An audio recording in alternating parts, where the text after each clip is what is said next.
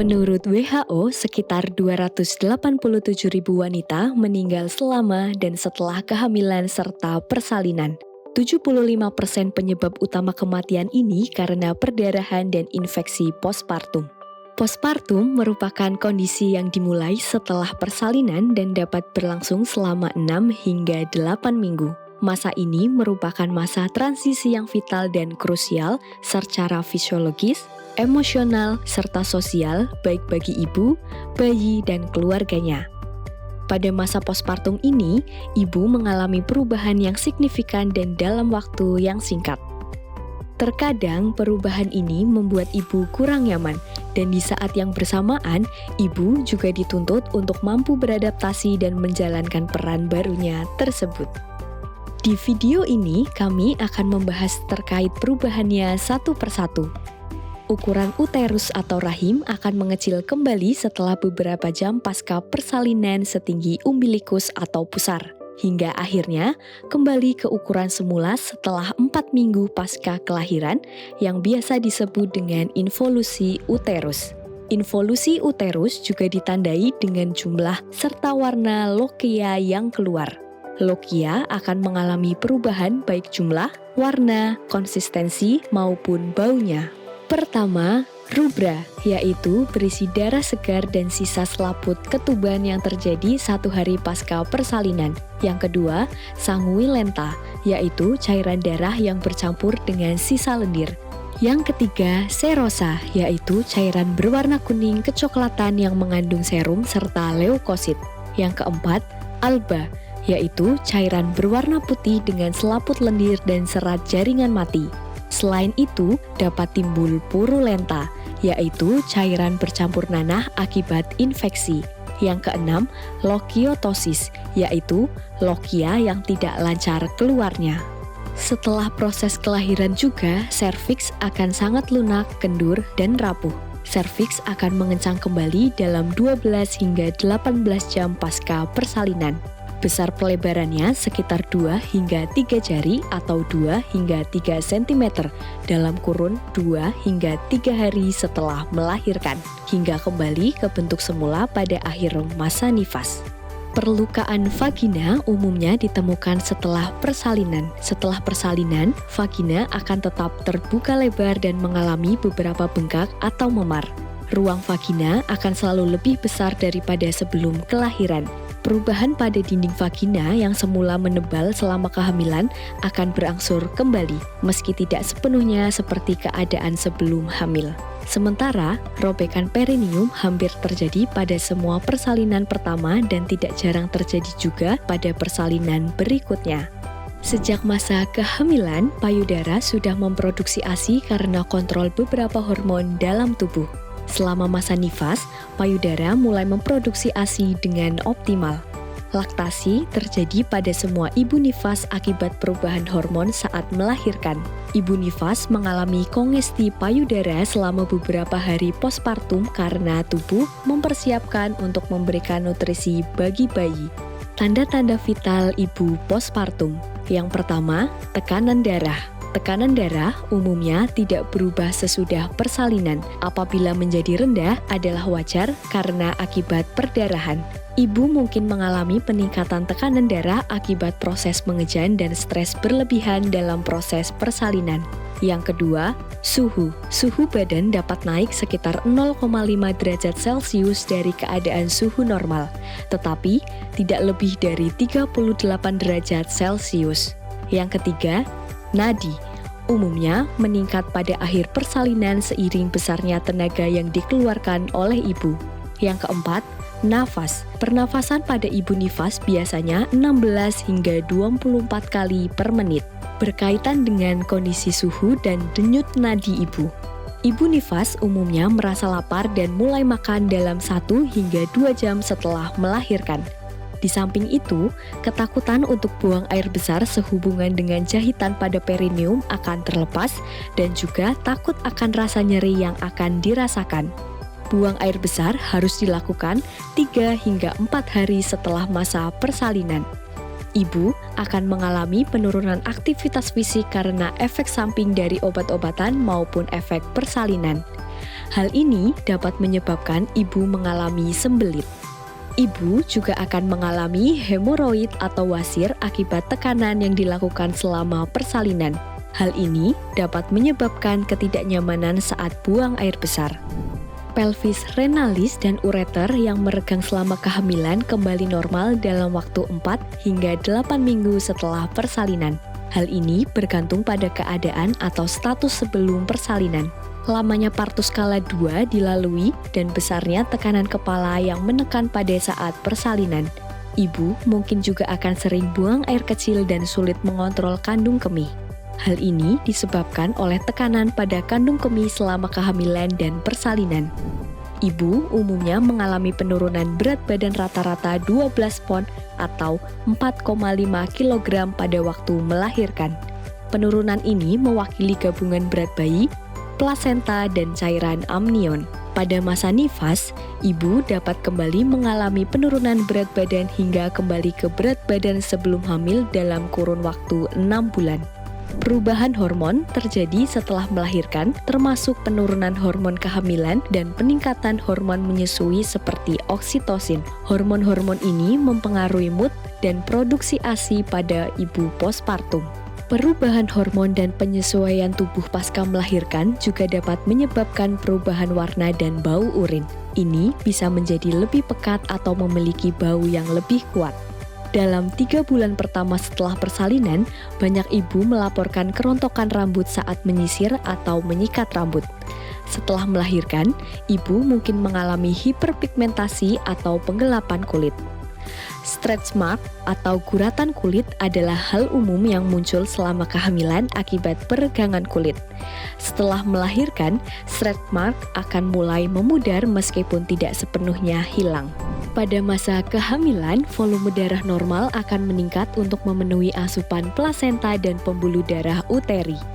Perubahan volume yang dialami ibu membuatnya rentan mengalami anemia, baik anemia kehamilan maupun anemia postpartum, apabila tidak memeriksakan kondisinya secara rutin. Anemia kehamilan merupakan anemia yang terjadi pada masa kehamilan, sedangkan anemia postpartum adalah anemia yang terjadi pasca persalinan. Hal ini berkontribusi pada morbiditas dan mortalitas maternal, serta bisa mempengaruhi kualitas hidup ibu, fungsi kognitif, dan stabilitas emosional. Perubahan fisiologis tersebut seringkali membuat ibu menjadi khawatir dengan tubuhnya. Padahal, hal tersebut merupakan satu hal yang wajar dan merupakan respon alami tubuh setelah melahirkan.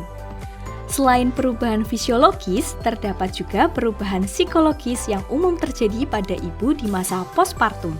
Hal tersebut dapat terjadi karena manifestasi dari kekhawatiran perubahan fisik yang dialami ataupun karena faktor lain. Agar lebih paham, mari kita bahas perubahan psikologis pada ibu postpartum. Adaptasi psikologis dalam masa postpartum sangat krusial untuk kesejahteraan ibu dan bayi. Proses adaptasi ini umumnya dibedakan ke 3 fase: taking in, taking hold, dan letting go. Taking in. Pada fase ini, ibu cenderung fokus pada diri sendiri dan pengalaman melahirkan. Ibu mungkin mengalami berbagai masalah emosional seperti kecemasan, kelelahan, dan ketidaknyamanan fisik akibat proses persalinan. Taking hold. Fase kedua ini ditandai dengan meningkatnya perhatian ibu terhadap bayinya. Di sini, ibu mulai merasakan perubahan emosional yang signifikan saat melihat bayi untuk pertama kalinya dan mulai belajar merawatnya. Letting go. Fase terakhir adalah proses penerimaan peran baru sebagai orang tua. Ibu mulai menyesuaikan diri dengan kehidupan baru yang melibatkan tanggung jawab terhadap bayinya. Prevalensi gangguan mental pada depresi postpartum sebesar 13% dan lebih tinggi 20% di negara berkembang. Angka kejadian depresi postpartum di negara Asia sebesar 26-85%, sedangkan di Indonesia sendiri sebesar 50-70%. Saat proses postpartum, ibu cenderung rentan mengalami depresi karena keterbatasan kondisi fisik dan proses adaptasi menjadi seorang ibu, sehingga tak jarang memiliki keinginan untuk bunuh diri. Postpartum depression didefinisikan sebagai gangguan depresi mayor yang terjadi dalam hubungan langsung atau dalam 4 minggu sampai 12 bulan pasca persalinan. Depresi postpartum ditandai dengan adanya perasaan sedih, takut, cemas, kesepian, curiga, tidak berharga, dan kehilangan harapan. Ibu menunjukkan perilaku menangis, tidak mau makan, tidak bisa tidur, dan kurang minat terhadap bayinya. Evaluasi diri adalah langkah penting dalam mengenali gejala PPD atau depresi pasca postpartum. Ibu mungkin merasa sedih berkepanjangan, kelelahan yang berlebihan, atau kehilangan minat pada aktivitas yang biasanya menyenangkan. Penting untuk berbicara tentang perasaan ini, baik kepada pasangan, teman, atau profesional kesehatan. Depresi postpartum dapat terjadi karena berbagai faktor. Secara umum, terdapat 3 faktor yang berkontribusi, yaitu faktor biologis, psikososial, dan demografi. Faktor biologis mencakup perubahan fisiologis ibu selama kehamilan, persalinan, dan setelah persalinan, defisiensi nutrisi, gangguan metabolisme, anemia, penurunan hormon setelah persalinan. Zat daya tahan tubuh bisa menurun, lemak dalam tubuh ikut berubah, dan terkadang muncul juga masalah kesehatan seperti perdarahan atau tekanan darah tinggi. Faktor psikososial mencakup kegagalan dalam pernikahan, kurangnya dukungan dari pasangan dan orang terdekat lainnya, hubungan yang buruk dengan suami dan mertua, kekerasan dalam rumah tangga. Riwayat gangguan afektif seperti riwayat depresi pada kehamilan sebelumnya, riwayat depresi dalam keluarga, dan gangguan mood saat menstruasi. Sedangkan faktor demografi mencakup usia ibu, pendidikan, pekerjaan, paritas, budaya dan norma yang berlaku, jenis persalinan, dan pendapatan. Terdapat beberapa langkah sederhana yang bisa dilakukan semenjak sang ibu melahirkan untuk mencegah depresi pada postpartum. Beberapa cara tersebut antara lain, rutin berolahraga. Olahraga dapat meningkatkan produksi hormon serotonin dalam darah yang kemudian akan menjaga suasana hati dan menurunkan tingkat stres. Beberapa jenis olahraga yang bisa dilakukan adalah berenang dan yoga. Kemudian, tingkatkan suasana hati dengan media hiburan. Untuk menghilangkan stres dan kecemasan, bisa mencoba menonton film komedi atau bermain media sosial yang berisi konten komedi. Biasakan mengutarakan perasaan. Salah satu penyebab seseorang alami stres pasca melahirkan adalah tidak jujur akan perasaan yang ia rasakan pada orang terdekat. Padahal, ini merupakan langkah yang penting sebagai langkah pencegahan. Jadi, mulailah bercerita kepada orang terdekat atau tenaga profesional untuk membantu mengatasi keresahan yang kamu rasakan. Yang terakhir, cukup tidur. Saat menjelang hari persalinan, ibu dapat merasakan sulit tidur. Kesulitan tidur ini bisa berlangsung terus-menerus hingga bayi lahir. Kekurangan tidur juga merupakan hal yang membahayakan. Sehingga, jika mengalami kesulitan tidur saat malam, cobalah untuk melakukan hal-hal seperti mandi air hangat sebelum tidur dan membuat kamar menjadi lebih nyaman. Sangat wajar jika seorang ibu yang baru melahirkan merasa lelah, cemas, dan kurang bersemangat dalam menjalani aktivitas sehari-hari. Hal itu disebabkan oleh penurunan hormon serta perubahan kimia di dalam otak. Namun, segera konsultasikan dengan dokter jika Anda merasa depresi hingga lebih dari 2 minggu setelah melahirkan.